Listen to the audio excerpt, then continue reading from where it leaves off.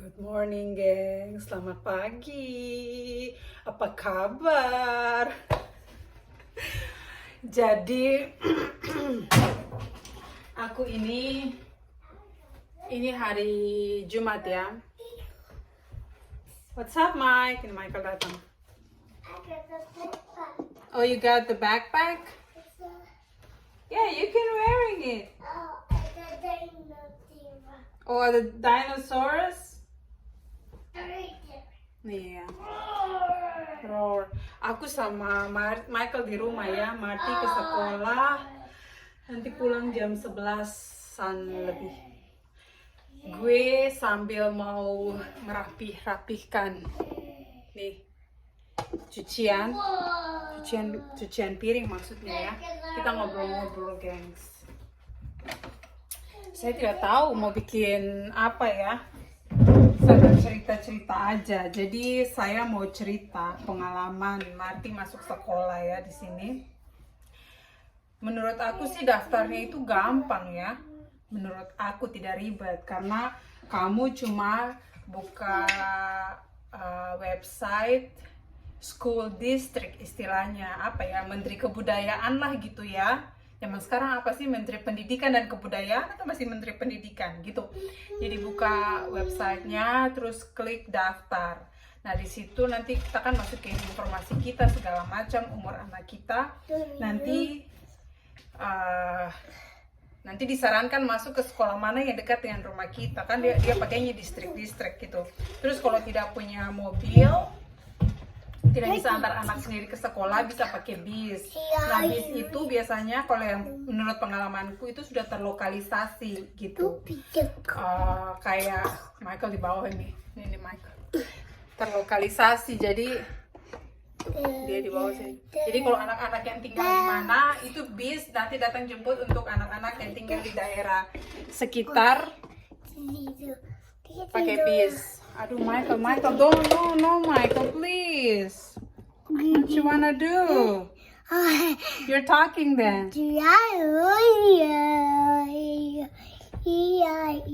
Terus ada yang nanya kan, Michael sudah ke sekolah, kenapa Michael tidak ke sekolah? Atau kapan Michael bisa masuk sekolah? Jadi di sini itu sekolah, kalau anak kalian umur 4 tahun, masuknya itu TK kecil. Nah di sini TK kecilnya ada yang bisa pilih pagi apa siang. Ini menurut pengalamanku ya, pagi apa siang gitu. Kalau pagi perginya 3 jam, nanti dijemput sama bis gitu kan. Kalau pulang, kalau siang juga 3 jam gitu. Nah Marty pilihnya yang pagi.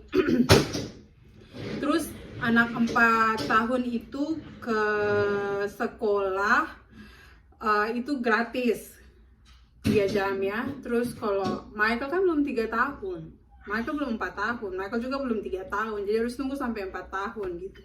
Bisa pergi sekolah di bawah umur 4 tahun, bisa pergi kayak tempat penitipan anak gitu ya. Tapi harganya itu sama dengan gaji manajer di Indonesia.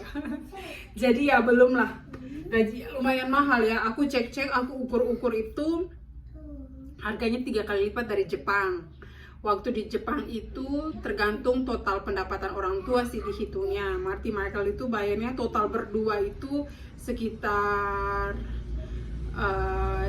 nanamang 72.000 yen. 72.000 itu kalau di Indonesiain pakai kurs itu sekitar hampir 9 jutaan. Itu buat berdua gitu. Sedangkan di sini itu hampir $800 sekitar begitu untuk satu anak sebelum sekolah, sebelum preschool, sebelum umur 4 tahun kalau mau pergi. Jadi ya sudahlah, mendingan tinggal di rumah saja ya.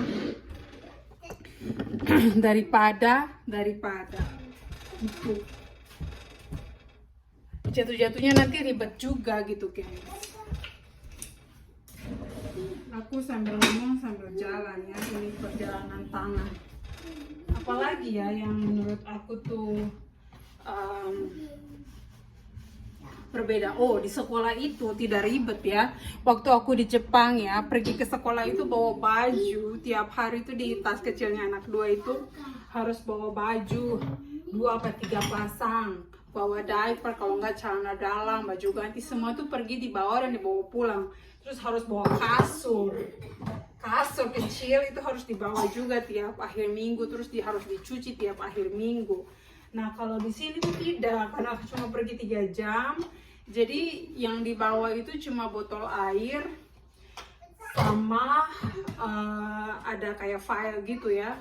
File itu filenya dia yang dikasih sama gurunya, file biasa aja kayak file dari kertas gitu.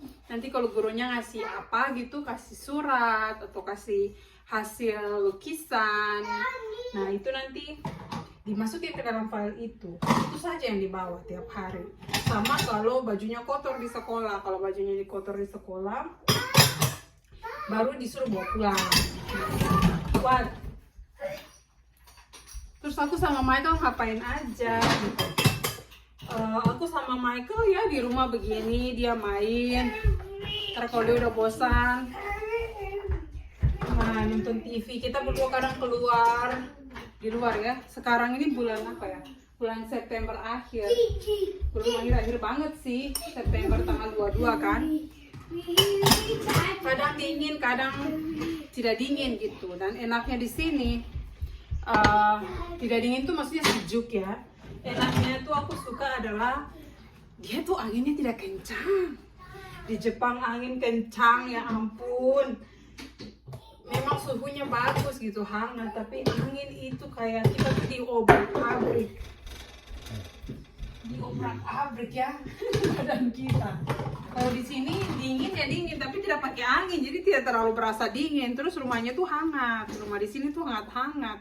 Jadi di luar tuh suhu 3 derajat, 1 derajat, kadang 3 derajat di luar.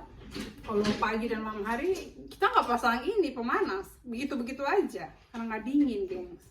Itu sih yang agak tidak enaknya tuh hujan ya, kalau dia datang hujan. Tapi jarang, aku di sini hujan 2 kali juga pas di luar. Itu hujannya benar-benar hujan, tapi dia tuh hujannya cuma ini aja, kayak berapa jam gitu, sejam, udah habis itu reda, udah selesai. Jadinya rintik-rintik kayak gitu ya, jadi enak sih kalau menurut aku ya. Nggak tahu deh nanti winter ini kayak bagaimana nih Wisconsin. Terus satu lagi gengs, hari ini aku ini latihan mengemudi ya.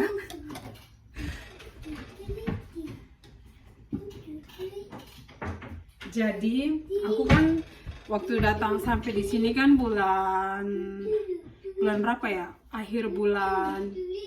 Awal bulan Juni, tanggal 4 Juni kalau saya tidak salah ya, sampai di Amerika. 4 Juni, pertengahan Juli tuh aku belajar 1 bulan, belajar. Pertengahan Juli aku pergi ke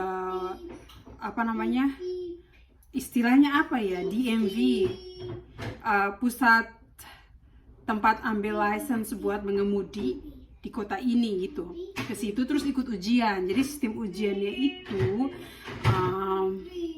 bisa komputer, bisa juga tulis tangan gitu. Nah buat orang asing biasanya tuh ditawarin, kamu pakai bahasamu enggak gitu. Nah aku kebetulan belajarnya yang belajar soal-soalnya itu dari bahasa Inggris, jadi aku yang komputer aja, gue bilang kok komputer gitu. Terus pokoknya hari itu ujian, terus lulus ya, 1 kali langsung lulus gitu. Kalau kalian yang tinggal di sini mau ikut ujian itu, mungkin yang baru gitu ya, saya kan juga kan baru di sini kan, itu bisa buka aplikasi namanya DMV gitu. Buka aplikasi itu aja di situ, terus pilih nanti download aplikasi, terus pilih kamu di mana kamu tinggal, state mana. Udah belajar aja soal itu, ulang-ulang aja tuh soal. Tapi soalnya tuh ada kayak berapa ratus begitu ya. Pelan-pelan aja nanti bisa sendiri sih kalau menurut aku ya. Udah, terus itu sih sudah lulus ya. Jadi kalau sudah lulus ujian tulis, harus lulus baru ambil ujian road test, ujian mengemudi gitu kan. Nah, aku sudah belajar ya setelah lulus ujian tulis itu, aku belajar lah latihan sedikit-sedikit sama Ken dan mertua gitu kan. Latihan-latihan. Sudah bisa lurus, bisa belokku tuh yang masih kurang ini ya, kurang stabil. Aku juga nggak pede gitu. Jadi cuma latihan dasar aja ya sama mertua dan suami.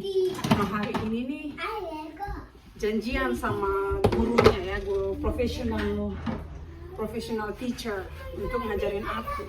Semoga aman dan tentram sebentar nih. Nah, bedanya sama di Jepang aku kurang tahu ya, tapi rumor-rumornya itu kalau di Jepang, kalau belajar dari nol, aku kan nggak bisa mengemudi sebelumnya gitu kan. Jangankan mengemudi, naik sepeda aja kagak bisa gitu kan. Lalu